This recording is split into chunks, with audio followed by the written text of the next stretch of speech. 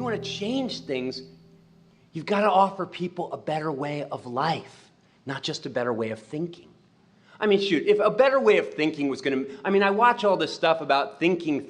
If we've had the best way of thinking for 300 years, like ever since the Enlightenment, we're on top. And yet we make almost no impact in the world. I mean, have you ever asked yourself that question? If our way of thinking is so incontrovertibly more rational than everybody else's, then what's... Because the problem with us is we keep trying to reason with people. We keep trying to have these meaningful conversations with people. And the problem is we keep trying to reason with people when any reasonable person would tell you that it isn't in the reason that people make the most important decisions of their lives. They make those decisions in their guts, on an emotional level, and then they use their reason to rationalize it. We're not rational creatures, we're rationalizing creatures. I mean, I wasn't reasoned into Christianity. I was loved in. I was loved in. I go to these secular groups of how to win arguments, how to prove them wrong. And I just want to think, wow, you are fighting the wrong battle on the wrong battlefield. You are fighting for people on the realm of reason. The real question is not how do we prove people wrong, but how do we learn to meet their most basic human needs?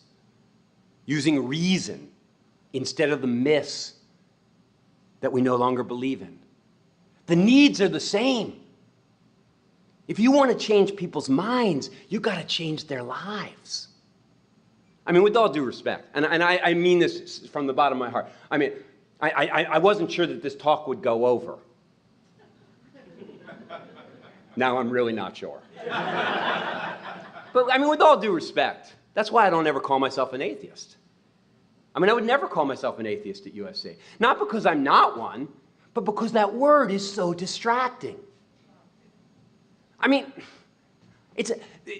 ultimately my ministry at USC isn't about what I don't believe. It's about what I am committed to. I mean, that's why I call myself a humanist.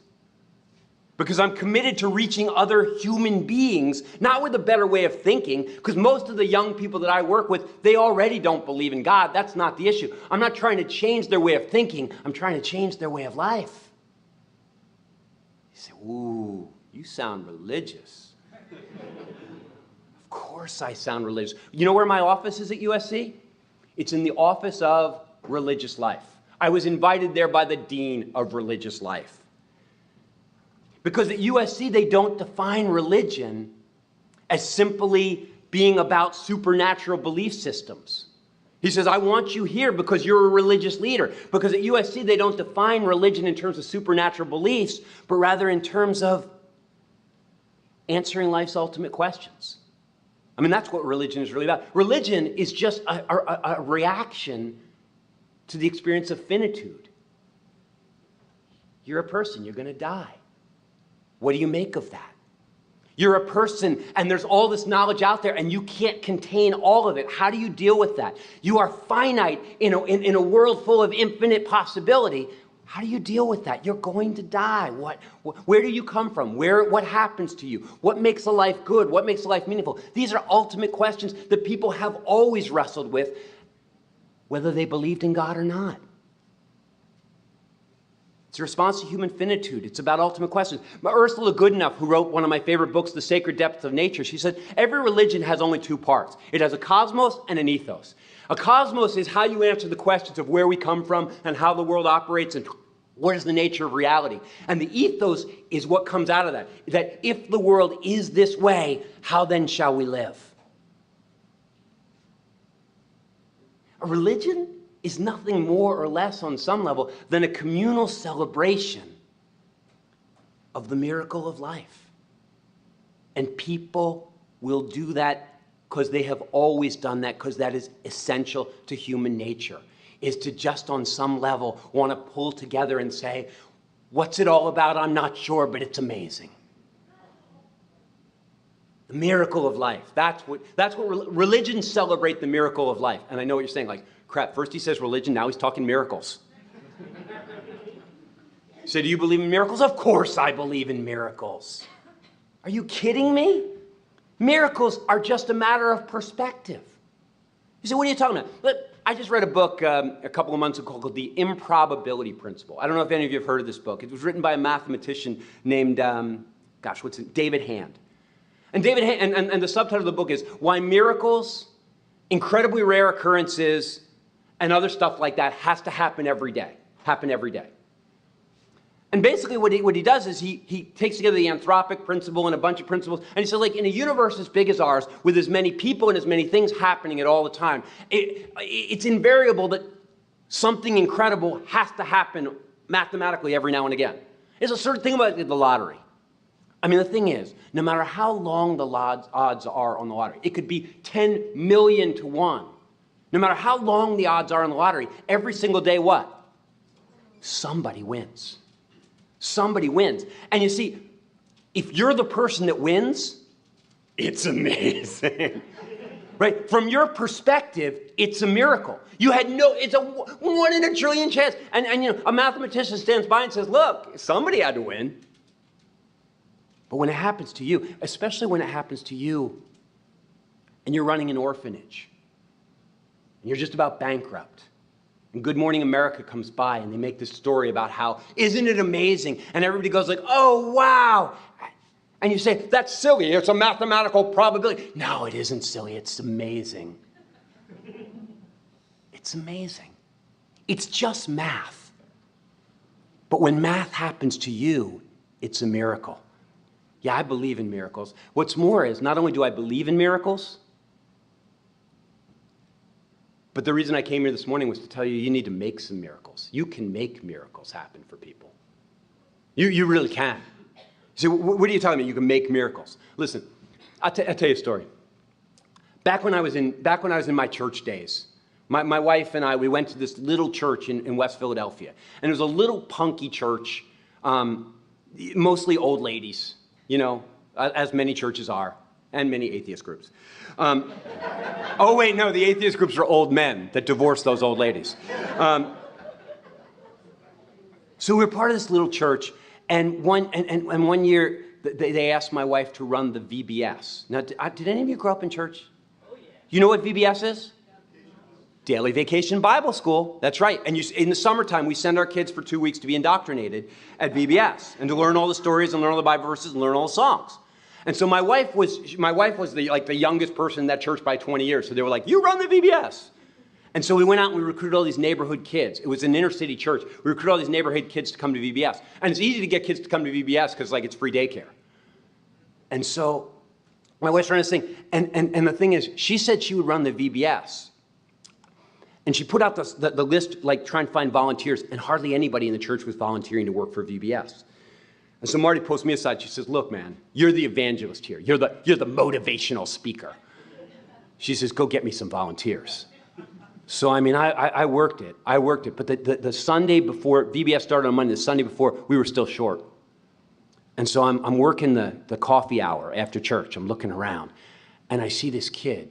There's this kid that goes to our church. He's this big inner city kid, like a high school kid. Really big, tough-looking dude named Charles. And I know him, so I walk over to him and go, hey, Charles, what you doing this week? And he said, nothing much. Sucker. I was like, oh, I know what you're doing this week, bro. I need you to be a volunteer at VBS. I said, I need you to work with kids. He said, nah, man, that's not my kind of thing. I said, Charles, come on, I'm telling you need to do it. And he's like, all right, I'll do it. And so Charles shows up the next morning to be a VBS volunteer. And it was kind of weird because, he was amazing. What happened was the kids just loved him. And you can imagine this, right? You're at a VBS. All the counselors are 75-year-old blue-haired ladies. And then there's this one super tough inner city kid there. Kids were hanging on him. They were jumping on him. They wanted to play games with him. He's carrying him around on his shoulders. They're, Charles, yay, Charles. I showed up in the middle of the week and watched. And he just was running this show. When the VBS was over, we were at the closing program. I sidled up to him and I said, Charles, how was it? He said, man, it was pretty cool. It was pretty cool. I said, man, you know, I was so glad I found you. I said, Charles, sometimes I don't even know, like, what are you even doing in this church? Like, you don't fit in, you don't fit the mold here. He said, oh, man, you don't know my testimony, do you? I said, no, I don't know your testimony. What's that? He said, I'll tell you what, man. You invite me over to dinner some night, I'll tell you my testimony. Like, he was a smart kid. He's like, I'm going to get a free dinner out of the deal. So Marty and I did. We had him over to dinner, and we had little kids too, and so we had dinner together, and we're all doing the little kid thing, and then Marty goes off, and she put the little kids to bed, and Charles and I are just sitting out on the porch, and I said, all right, man, tell me the story. How'd you become part of our church? He said, man, he said, you know, we live in West Philly now, but he said, I didn't grow up in West Philly. I grew up in North Philly. He said, when I was growing up, my sister and I, our mom she was a crack addict. He said, I don't know who my dad was. I don't know where he was, but I know we lived with my mom, and my mom, she was using. And he said, one day, I was about 6 years old. My sister was probably about 12. My mom left the house to go buy some drugs, and she didn't come back. He said, she just left us in this apartment alone. I said, what did you do? He said, for 3 days, man, we waited. He said, and then the building manager came, and he said the rent wasn't paid, and he said we had to go. So we got homeless. 12-year-old little girl, 6-year-old little boy, got homeless. I said, Charles, how long were you out there? I mean, I figured he'd say 3 or 4 days. You know, like, he said, we were out there 2 years. Now, you see, you're not from the East Coast, but when I tell you about a 6-year-old and a 12-year-old being homeless on the streets of North Philadelphia for 2 years, that does not compute. I mean, that's a bad, tough place. I said, how did you make it? He said, well, you know, we slept here, we slept there. Sometimes we slept in cars when it was warm. When it was cold, my sister figured out that if she did things with people, they would give us a place to stay. He said, we were out there like that, just the two of us, for 2 years, until finally one time the police picked us up. They found out about us and they picked us up. And they took us into the station and they sat us down and they were grilling us like about relatives and stuff like that. We didn't know anything. We were just like, we don't know. But then the cop went out of the room and he came back in and he said that they had found this aunt. I didn't even know we had an aunt. There was this aunt in West Philadelphia and she said she'd take us. So then they took us over to this aunt's house. And I said, that was good, wasn't it? He said, nah, I guess it was good on one level because we were off the street, but it was bad. She didn't love us. She didn't want us. And then he smiled and he said, of course, I wouldn't have wanted us either. He said, after 2 years out on the streets, he said, my sister and I, we were not real good kids. He said, she was wild. She was all over the place. She couldn't be held down. She had done so many things. She just wanted to be out there in the street. And he said, as I grew up, I was pretty tough myself, and I just got tougher. He said, I kind of don't blame my aunt, but she didn't care much for us. He said, by the time I was 15 years old, he said, I'm just a street guy, man. He said, I'm just out there selling drugs and playing basketball, doing my thing with the boys. And he said, that was when I met Miss Pat. Miss Pat was this lady in our church. And I knew Pat, but I said, how'd you meet her? He said, well, you know, we used to play basketball down at the park. And he said, everybody knew Miss Pat down at the park because she was short and she was fat and she could play basketball better than any guy there. And it's true, too. This woman had been a college athlete. She had made Division I basketball. She was a killer basketball player. And she would go down there and rock these guys. And he said, Miss Pat, she wasn't just good at basketball. He said, she'd talk smack. She'd be talking to you all through the game. She'd make a shot and go, you can't stop me. He said, she would go, you're getting beat by a girl. And he said, oh, everybody knew Miss Pat. And he said, Miss Pat, she kind of took an interest in me. I said, what do you mean?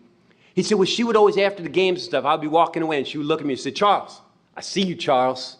Something special about you, Charles. She was always talking like that. You're something special. I'd be walking by her house on my way down the street in the morning. She said, hey, Charles, you going to school? She knew I wasn't going to school. He said, yeah, you're not going to school, but you should be. You're a smart boy. He said, she was always in my ear. You're smart. You're special. You're good. So one day we were playing basketball, and when the game was over, she said, Charles, you want to come over to my house and have dinner with me and my husband and my kids? I said, sure. So he said, I went over, and he said, I'd never been to anybody's house for dinner before. He said, we came in, we just ate around, we just ate what we ate. The TV was on, stuff like that. We came in there, and she was serving the food, and we sat down at the table, And the kids were there, and we had conversation around the table. He said, I've never seen anything like that. We're passing dishes, please and thank you and all that. When dinner was over, her husband went to put the kids to bed, and Miss Pat said, come in and help me do the dishes. She said, I'll wash and you dry. He said, I know that may sound funny, but he said, I've never washed dishes like that before. And we chatted. He said, I liked it. I liked it a lot. So after a while, she started having me over to dinner every week. Every week I would go to dinner at the house, play with the kids and have dinner and stuff. I liked that. She said one time her husband invited me to go to a basketball game, a 76ers game. He said, I'd never been to a basketball game before. So they took me on vacation with them once. He said, we went down to the beach, and he said, I'd never been anywhere. He said, I liked it a lot. He said, but then one day we were playing basketball down at the park. We were back at the park. Miss Pat fouled me, and I called it, and she argued with me, and we got into a beef. And in front of all these people, he said we were yelling at each other, and finally I cursed her. I said, you know, F you, you bitch. And he said, she just looked at me, and she shook her head and said, Charles, you do not get it yet, do you? What's it going to take to get through to you, kid? She said, don't you understand? I love you, Charles. Why are you going to call me that? I love you. My husband loves you. My children love you. We love you, Charles. He said, Bart, when she said that to me, I was 16 years old. And he said, no one had ever spoken those words to me in my whole life. I love you. He said, man, when she said that to me, he said, I would have walked through a brick wall for that woman. I would have killed people for that woman. I would have done anything she told me to do. I would have done anything for that woman. And then he smiled and he said, and she told me to receive Jesus Christ as my personal Lord and Savior and start going to church. And that's how I became a Christian. Yeah, I mean, you see what happened? And by the way, he doesn't go to that church anymore. He goes to college, or actually he went to college. I don't know where he is now. I remember when he went off to college. He went off to college on a scholarship. Now, what you have to understand is when you're homeless on the streets of North Philadelphia at 6 years old from your crack addict mom, you're not supposed to go to college. You're supposed to go to prison. But he went to college because that woman loved him, because she picked him out.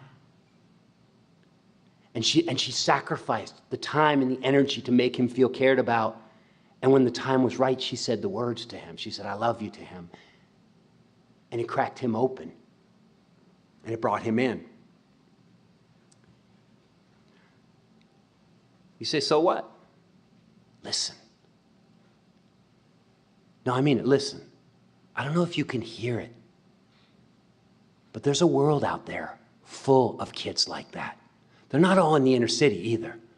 They're at USC. They're in your neighborhood. They're not all kids either. They're old ladies in your neighborhood. They're guys at work. There's a world full of people. Here in Los Angeles, by God, it's deafening how many people are here, and they are alone, and they are broken, and they are sad, and they are needy, and they are waiting for somebody to target them. For somebody to target them, to bring them in, to make them a part of a group of people that will love them and give them a sense of identity and that will give them a sense of collective connection and will give them a sense of mission in the world. And I got to tell you something, loving people like that is a hell of a lot better than arguing theology with Christians. I mean, if you want to keep arguing theology, go ahead. The world is not waiting for people to argue theology. The world is waiting for people to draw them into a movement that transforms lives. People say to me, you came to talk about humanism. Is humanism a religion? You make humanism, of course it's a religion. And if that bothers you, I'm sorry. But human beings are essentially religious. Essentially religious. You say, what do you mean essentially religious? They are people that are trying to make sense of their lives, and they are hoping like they're hoping against hope that the sense that gets made of their lives is good news. They're looking for good news. You see, you don't believe in God, but you still, yeah, it's a different gospel I got right now. But it's still good news.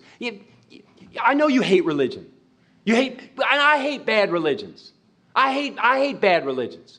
But the answer to bad religions is not no religion. The answer to outdated religions is not no religion. The answer to bad or outdated religions is a more universally beneficial, rational, natural religion that truly inspires people to collectively do the only thing that makes rational sense if this is the only life we have.